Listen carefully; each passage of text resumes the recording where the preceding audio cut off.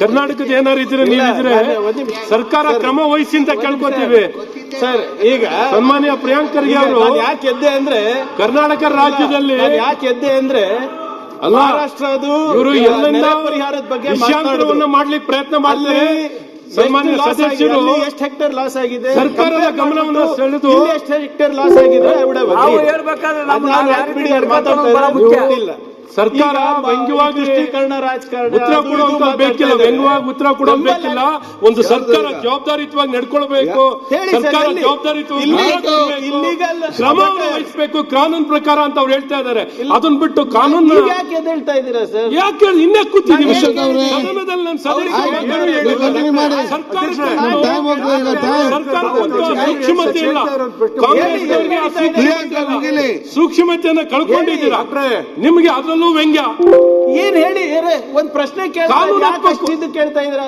ಈಗ ನೀವು ಸರ್ಕಾರ ಮಂತ್ರಿಗಳಾಗಿರೋ ಸುಮ್ನೆ ಕೂತಿದ್ದೀರಾ, ಸದಸ್ಯರು ಮಾತಾಡ್ತಿರೋದಕ್ಕೆ ಸುಮ್ನೆ ಕೂತ್ಕೊಬಿಡಿ, ಕ್ರಮ ವಹಿಸಿ ಅಂತ ಹೇಳ್ತಿರೋದು. ನೀವು ಕ್ರಮ ವಹಿಸಿ ಮಾತಾಡ್ತಾರೆ ಎಲ್ಲ ಹೇಳ್ತಾ ಇದ್ದಾರೆ ಅಂತ ಹೇಳಿ ಯಾವ ಮಾತಾಡ್ಲಿಕ್ಕೆ ಅವಕಾಶ ಮಾಡಿ ನಡೆದಿದ್ಯಾ? ಅವ್ರು ಮಾತಾಡಿ ಫಸ್ಟ್ ಮಾತಾಡ್ತಾರೆ. ಅವ್ರಿಗೆ ಸಿಕ್ಕದೆ ಸ್ವಲ್ಪ ಟೈಮ್ ನೀವು ಆಗ ಅದೇ ಮಾತಾಡ ಒಂದೇ ಒಂದು ಪ್ರಶ್ನೆ, ಸರ್ಕಾರವಾಗಿ ಕ್ರಮ ವಹಿಸಿ. ಯಾರ್ದು ಅವ್ರಿಗೆ ಗೊತ್ತಿಲ್ಲ ಅಂತ ಹೇಳ್ತಾರಲ್ಲ, ಇವ್ರಿಗೆ ಗೊತ್ತಿದೆ, ಸರ್ಕಾರ ಇವ್ರು ಇಟ್ಕೊಂಡು ನನಗ್ ಗೊತ್ತಿದೆ ಅಂತ. ಏನ್ ನನ್ಗೆ ಗೊತ್ತಿರೋದು? ಸರ್ಕಾರ ಕ್ರಮ ವಹಿಸಕ್ಕೆ ಯಾಕೆ ಎದ್ದಿದ್ದೀರಾ? ಯಾಕೆ ಎದ್ದಿದ್ದೀನಿ? ನೀವು ಮಾತಾಡಿ ಆಡಿನ ಮಾತಿಗೆ ಏನಿಗೆ ನೀವೇನ್ ಹೇಳಿದ್ರೆ ಈ ಕಂಪನಿ ಗೊತ್ತಾ, ಆ ಕಂಪನಿ ಗೊತ್ತಾ, ಅವ್ರಿಗೆ ಗೊತ್ತಿದ್ರೆ ನಿಮ್ನ ಯಾಕೆ ಕೇಳ್ತಾರೆ? ತಪ್ಪೇನಿದೆ? ನೀವು ಕ್ರಮ ವಹಿಸಿ ಅಂತ ಒತ್ತಾಯ ಮಾಡಿದ್ರೆ ನಿಮ್ ತಪ್ಪೇನಿದೆ ಅಂದ್ರೆ ಕ್ರಮ ವಹಿಸಿ ಅಂತ ಯಾರಿಗೆ ಹೇಳ್ತಾ ಇದ್ದೀರಾ ಸರ್? ನೀವು ಯಾರಿಗೆ ಹೇಳ್ತಾ ಇದ್ದೀರಾ? ಕ್ರಮ ವಹಿಸ್ಬೇಕಾದ್ರೆ ಸರ್ಕಾರ ನೀವು ಸರ್ಕಾರ ಕ್ರಮ ವಹಿಸ್ತಾ ಇಲ್ಲ. ನಿಮ್ಗೇನೋ ಇನ್ಫೀರಿಯಾರಿಟಿ ಕಾಂಪ್ಲೆಕ್ಸ್ ನಿಮಗಿರ್ಬೋದು, ನನಗಿಲ್ಲ. ಮತ್ತೆ ನೋಡ ಯಾರಿಗೆ ಮಾತಾಡ್ಲಿಕ್ಕೆ ಅವಕಾಶ ಕೊಡಿ. ಅವ್ರಿಗೆ ಮಾತಾಡ್ಲಿಕ್ಕೆ ಈ ಮಧ್ಯೆ ನಿಮ್ದು ಕೂತ್ಕೊಳ್ಳಿಕ್ಕೆ ನೀವು ಸೀನಿಯರ್ ಪ್ರಿಯಾಂಕ್ ಅವರೇ, ಅವರು ಏನೋ ಒಂದು ಕಳಕಳಿಯಿಂದ ತಮ್ಮ ಭಾವನೆ ವ್ಯಕ್ತಪಡಿಸ್ತಾರೆ. ಈಗ ನೀವು ಅಕಾಡೆಮಿ ತಗೊಂಡು ಒಂದು ಕ್ವಿಜ್ ತರ ಕೇಳಿ ಅದು ಅಗತ್ಯ ಏನಿದೆ?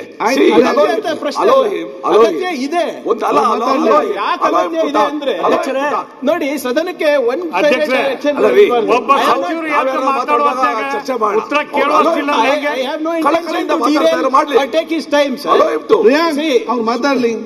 ಮಾತಾಡ್ಲಿ ಅಂತಾನೆ ಹೇಳ್ತಾರೆ. ಇದು ಮಾಡ್ತಾ ಇಲ್ಲ ಅಂತ ಇದ್ರು. ಅವ್ರು ಹೇಳ್ಬೇಕಲ್ಲ, ಈ ಜಿಲ್ಲೆ ಬೆಂಗಳೂರಿನಲ್ಲಿ ಇಲ್ಲಿ ನಡೀತಾ ಇದೆ, ಇದಕ್ಕೆ ಸರ್ಕಾರದ ಪ್ರೋತ್ಸಾಹ ಇದ್ರೆ ಓಕೆ. ಇವರು ಗೋಮಾತಾ ಬಗ್ಗೆ ಮಾತಾಡ್ತಾರೆ, ವಿಶೇಷವಾದಂತ ಇದು ಏನೋ ಕನ್ಸರ್ನ್ ಇಂದ ಮಾಡ್ತಾ ಇದ್ದಾರೆ. ಕನ್ಸರ್ನ್ ದೇಶಾದ್ಯಂತ ಇರಬೇಕು, ರಾಜ್ಯಾದ್ಯಂತ ಇರಬೇಕು, ಪಕ್ಷಿಗಳಿಗಿರ್ಬೇಕು, ವ್ಯಕ್ತಿಗಳಿಗಿರ್ಬೇಕು, ಅಷ್ಟೇ ಕೇಳ್ತಾ ಇರೋದು. ಅಧ್ಯಕ್ಷರೇ, ಈಗ ಅದಕ್ಕೆ ಮಾತಾಡ್ಲಿ ಕೇಳಿರೋದು ಒಂದೇ ಮಾತಾಡ್ಲಿ. ಗೊತ್ತಿಲ್ಲ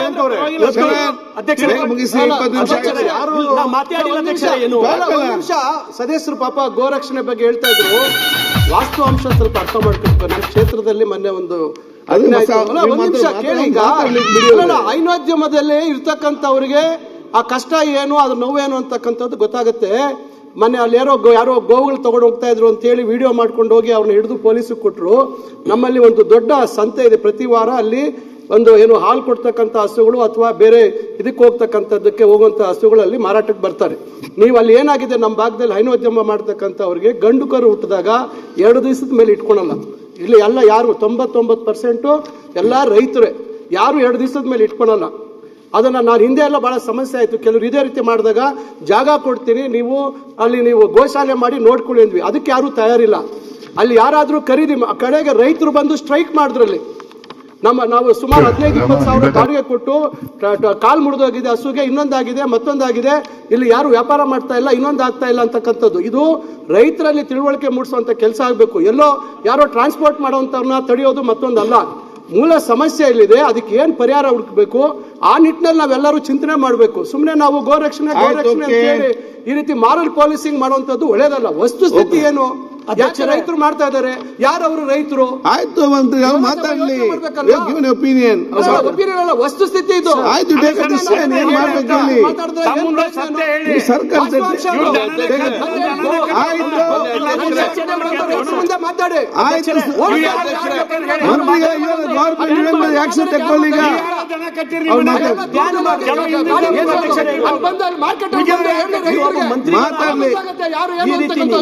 ಮಾತಾಡ್ಲಿ. ಚರ್ಚೆನೆ ಮಾಡಬಾರ್ದು ಅಧ್ಯಕ್ಷರೇ. ಮೊನ್ನೆ ಅಧ್ಯಕ್ಷರೇ ಚರ್ಚೆ ಮಾಡಿ ಸರ್. ಹಾಸ್ಯಾಸ್ಪದ ಏನಂದ್ರೆ ಹಿಂದಿನ ಸರ್ಕಾರದಲ್ಲಿ ಒಂದು ಗೌ ದತ್ತು ಯೋಜನೆ ಅಂತ ಪ್ರಾರಂಭ ಮಾಡಿದ್ರು ಅಧ್ಯಕ್ಷರೇ. ಆದ್ರೆ ಅವಾಗಿನ ಸಚಿವರು ನಮ್ಮ ಬೀದರ್ದವರೇ ಇದ್ರು, ಪ್ರಭು ಚವ್ಹಾಣ್ ಅವ್ರು ಇರ್ಲಿಲ್ಲ. ಅವ್ರು ಒಂದು 11 ಗೋಗಳನ್ನ ಅವ್ರು ದತ್ತು ತಗೊಂಡ್ರು. ನಂಗೆ ನೆನಪಿರೋ ಹಾಗೆ ಬಸವರಾಜ ಬೊಮ್ಮಾಯಿ ಸಾಹೇಬರು ಒಂದು 5-6 ಏನೋ ದತ್ತು ತಗೊಂಡ್ರು. ಅದು ಹೊರತುಪಡಿಸಿ ಯಾವ ಬಿಜೆಪಿ MLA ದತ್ತು ತಗೊಂಡಿಲ್ಲ.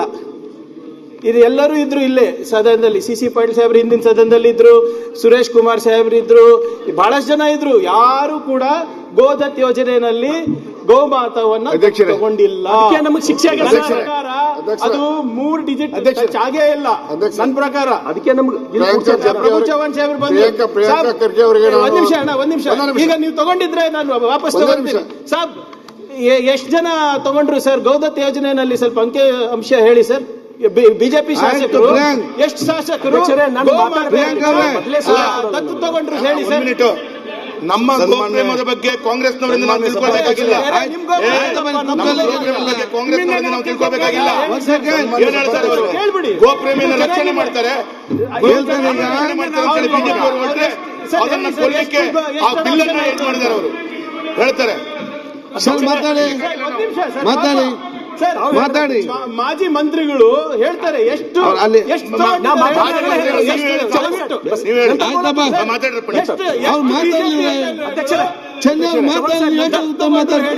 ಅವ್ರು ನೀವ್ಯಾಕೆ ಮಾತಾಡಿ ಪ್ಲೀಸ್. ಆಯ್ತು, ನೀವೆಷ್ಟು ತಗೊಂಡ್ರಿ? ನೀವೆಷ್ಟು ಅಧ್ಯಕ್ಷರೇ ನೀವು ತಗೊಂಡ್ರಿ? ಯಾಕೆ ನೀವು ಮಾತಾಡ್ಸಿ? ಈಗ ಸನ್ಮಾನ್ಯ ಸಭಾಧ್ಯಕ್ಷರೇ, ನಮ್ಮ ಸರ್ಕಾರ ಟೈಮ್ನಲ್ಲಿ ಕೂತ್ಕೊಳ್ಳೀಗ ಸರ್ ಮಾಜಿ ಮುಖ್ಯಮಂತ್ರಿ ಬೊಮ್ಮಾಯಿ ಅವರು ನಾನು 28 ಕೋಟಿ ಎಕ್ಸ್ಪೋರ್ಟ್ ಮಾಡ್ತಕ್ಕ ಸಂಸ್ಥೆಗಳು 28 ಕೋಟಿ ಜಮಾ ಮಾಡಿ ಡಿಬಿಟಿ ಮುಖಾಂತರ ಎಲ್ಲಾ ಗೋಶಾಲೆಗೆ ಕಳಿಸಿದೀನಿ. ಆಮೇಲೆ ಒಂದ್ ಮಾತು ಪ್ರಿಯಾಂಕಾ ಅವರು ಅದನ್ನೆಲ್ಲ ಕೇಳಿ ಆಗ್ತದೆ. ಈಗ ಈ ಸರ್ ತಾವೆಲ್ಲ ಬಂದ್ ಮಾಡಿಬಿಟ್ಟಿರಿ. ಯಾರ್ಯಾರು ಕೊಟ್ಟರೆ ಹೇಳ್ತೀನಿ. 28 ಕೋಟಿ ಜಮಾ ಮಾಡಿದ್ವಿ. 28 ಕೋಟಿ ಎಷ್ಟು ಇವತ್ತು ನಯಾ ಪೈಸಾ ಇಲ್ಲ. ದತ್ತು ತಗೊಂಡ್ರಿ ಹೇಳಿ. ಇವತ್ತು ನಯಾ ಪೈಸಾ ಇಲ್ಲ. ಅಲ್ಲ ಈಗ ಮತ್ತೆ ಚರ್ಚೆ ಮಾತಾಡಲಿಲ್ಲ.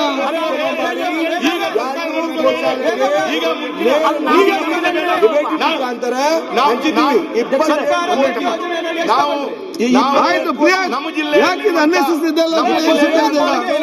ಮಾತಾಡಿ. ಅದನ್ನು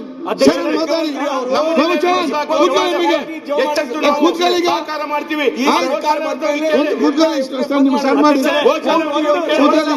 ಆಯ್ತು ಮಾತಾಡ್ಲಿ.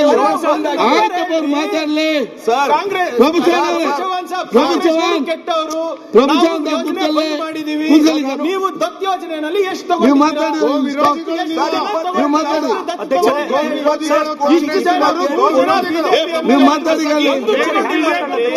ಪ್ರಭುಜ ಕೂತ್ಕೊಳ್ಳಿ. ಯಾಕೆ ಅನ್ನೆಸೆಸರಿ ಮಾತಾಡ್ತೀರಿ ನೀವು? ಅಲ್ರಿ ಮಾತಾಡಿ. ಸರ್ಕಾರಿ ಯೋಜನೆಯಲ್ಲಿ ಮಾತಾಡ್ಲಿ.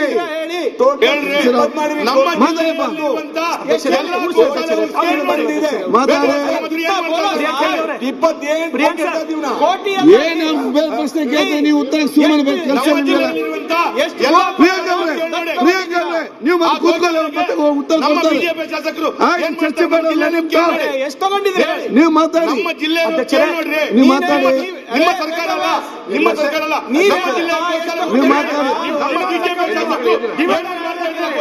ಹೆಂಗೆ ಎಕ್ಸ್ಪೋಸ್ ಆಗಿದ್ದಾರೆ? ನೀವು ಮಾತಾಡಿ. ಇವರು ಹಿಂದುತ್ವ ಒಂದು ಆಯ್ತು. ಮಾತಾಡೋದು ಮಾತ್ರ ದೊಡ್ಡದು ಮಾತಾಡ. ಅಧ್ಯಕ್ಷರೇ, ನೀವು ಮಾತಾಡಪ್ಪ. ಯಾಕೆ ಸ್ಟಾಪ್ ಮಾಡ್ತೀರಿ? ನಮ್ಮ ರೈತರ ಬಗ್ಗೆ ಏನು ತೊಂದರೆಗಳು ಬಿಚ್ಚಿರ್ತಕ್ಕಂಥ ಪ್ರಯತ್ನ ಮಾಡಿನ ಅಧ್ಯಕ್ಷರೇ.